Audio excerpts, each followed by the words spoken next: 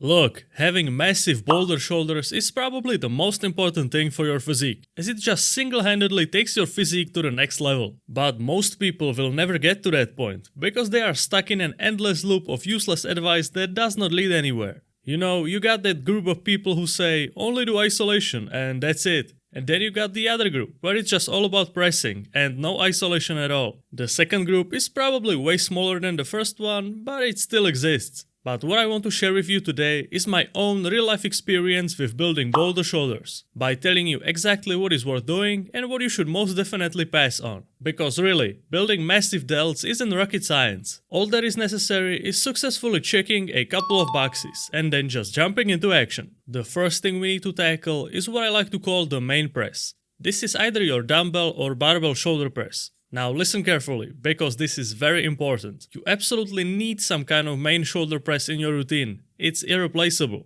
I know it can be pretty difficult, but don't be that guy that only does isolation exercises for your shoulders. You have to realize that the main press is basically something that guarantees big shoulders once you get strong enough. You could do isolation exercises for years without ever seeing results, but once you are able to overhead press like 200 plus pounds, there is no way in hell that your shoulders would be small. By that I don't want to say that isolation exercises are not worth doing. That's definitely not the takeaway. But we will talk about that in a second. If you look at it from the point of view that once you are able to shoulder press over 200 pounds, then you will have big shoulders. That's a guarantee. It gives you a tangible goal that you can work towards. It's a much better feeling when you go right from the point A to point B directly, rather than if you went from point A to just absolutely nowhere. Then you feel lost and you are not sure if you will ever get to the point where your shoulders are massive. The main issue that most people see with the overhead press is that it's basically just a front delt exercise. Which, yes, it hits the front delts a lot, and it will be relevant later in the video. But the thing is, as you press the weight up, the side delts also get worked a lot. That's why it will get you massive boulder shoulders once you get really strong on the overhead press. Well, now you know why the overhead press is something that is vital if you want massive shoulders. Now let's tackle the isolation exercises, which are also very much needed. But as I said, don't do only isolation alone. Both the overhead press and the isolation exercises work hand in hand to give you those boulder shoulders. First of all, we need to go over the front delts. As I mentioned a couple seconds ago, the overhead press works your front delts a lot. And that's not only the overhead press, but also all other kinds of presses you do, like the bench press for example. Which means that your front delts really do get worked a lot just by all these pressing exercises. That's why I really don't think that doing isolation exercises that directly target the front delts is something that you should focus on. Because for 9 out of 10 people, the front delts are already overdeveloped, and you don't want to add even more fuel into the fire. You got other things that you should focus on that will actually help you to get massive shoulders. Namely, the rear delts. This is hands down the most underrated head of the shoulder, but also the one that people are lacking the most. Which is not good, because if your front delts are overdeveloped and your rear delts are non-existent, you are just asking for trouble. Plus it will just make your physique look terrible.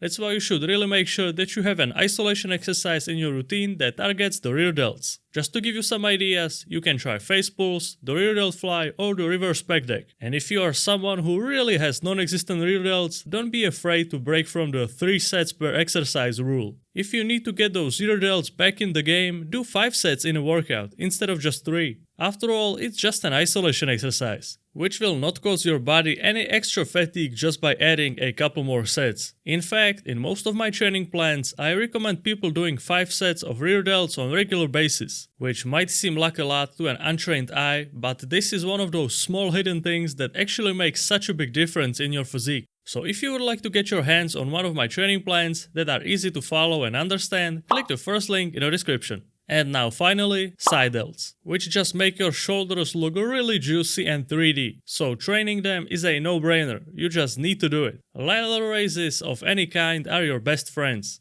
I would personally say that utilizing cables is the best option, but if some other variation feels better, then sure, go for it. What is usually the biggest issue with the side delt isolation and the other isolation exercises as well is that people really tend to stick to the if it ain't broke, don't fix it mindset. You just get too comfortable with the one exercise that you have been doing for years, seemingly with no results. And when the time comes to do that exercise, you don't even really give it a deeper thought, it's just the same thing as always. But it's this type of stubbornness that keeps your shoulders small. What you need to do is go ahead and make some changes and experiment with new stuff. Not only that it will completely revitalize your passion for training, but you will finally make some progress. The feeling of discovering a new variation of an exercise is just so amazing. It feels like you are instantly making gains. Just because it's new, it feels great and it's fun. Of course, I don't want you to go look for the most goofy exercise on social media. Still stick to the basic movement pattern of the exercise, but just change up the variation. For example, if you have been doing the dumbbell lateral raise for years, and you are just so done with it in your mind, then go ahead and try the cable lateral raise. Or if you have been doing the face pull for some time and you still can't really figure out how to do it in a way that works your rear delts, then just go ahead and try the reverse pec deck where it's much easier to target your rear delts. These might be really tiny changes, but they do make a difference. And the best thing about this is that it's super easy to make these adjustments. So there is no reason why you should keep being the victim of your own stubbornness. And there is one more thing that might be the reason why your shoulders are not really meeting your expectations.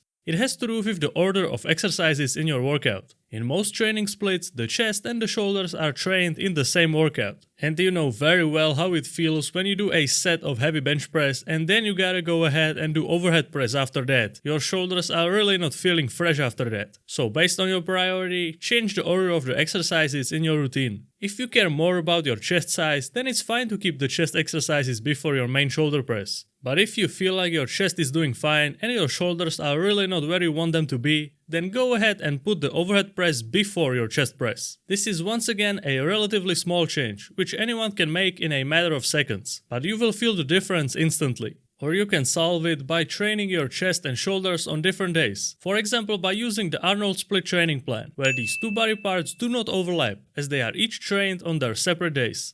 So you can take a look at that down below if you're interested. Then the only thing that can hold you back is your technique. For the overhead press, you need to do one very crucial thing, and that is pushing your head through the window when pressing. Trust me, this is really important. So when you go ahead and do the overhead press, you need your body to be fully locked in. So squeeze your glutes, tighten your core and hold your chest up. Then take a deep breath and press up. And as you press up and the bar passes your head, move your head and torso forward a little bit through the imaginary window. But don't over-exaggerate it, just move it a little bit. You don't want to be looking like a chicken when doing it. Doing this will make your main shoulder press so much better. And when it comes to isolation exercises for the shoulders, you should really try to think about what you're doing, because mind-muscle connection is really important here, which also means controlling the weight on both the way up and the way down. Then you just need to keep an eye out on a couple of crucial mistakes. One of the most common ones is swinging your body and using momentum to get the weight up. Remember that it's better to go with super light dumbbells than trying to lift something that you clearly can't. Even if you have to take the smallest dumbbells in the gym to do some shoulder isolation exercise, don't be embarrassed, it's completely normal. The other crucial mistake is your traps taking over the exercise. This usually happens when you are once again using way too much weight. So again, try to keep it on the lighter side. And if you are still not sure if your traps are getting involved way too much, then film your sets, so that you can be 100% certain that you are doing it correctly.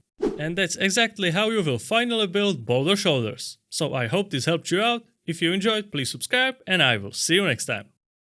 Ooh, this video looks pretty good. I think you should take a look.